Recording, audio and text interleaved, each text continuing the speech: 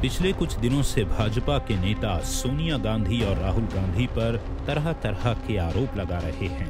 ये कुछ commercial purpose के लिए इन्होंने बिल्डिंग ले ली, लैंड अलॉटमेंट हुई थी न्यूज़पेपर के लिए।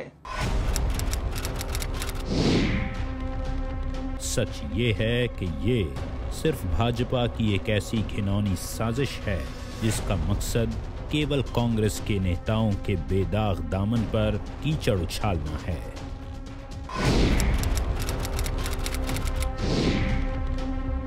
नेशनल हेरल्ड की स्थापना देश के पहले प्रधानमंत्री पंडित जवाहरलाल नेहरू ने 1938 में की थी और इस अखबार ने देश की आजादी की लड़ाई में हर स्वतंत्रता सेनानी की तरह अपना योगदान दिया था।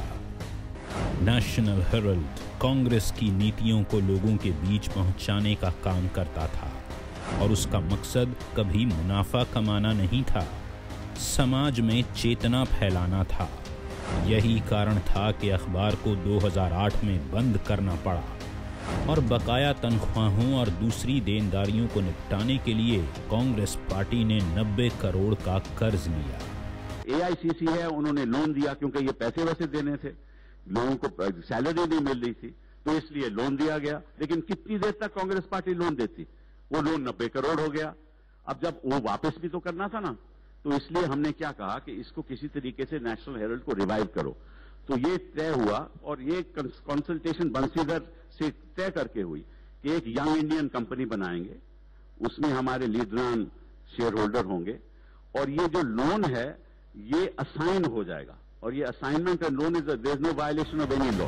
अखबार चलाने वाली कंपनी की माली हालत खस्ता थी, वो कर्ज नहीं चुका सकती थी और नेहरू जी के अखबार को दोबारा शुरू करना था। इसीलिए यंग इंडियन की स्थापना की गई थी। मकसद था कि दोबारा ऐसी हालत न हो।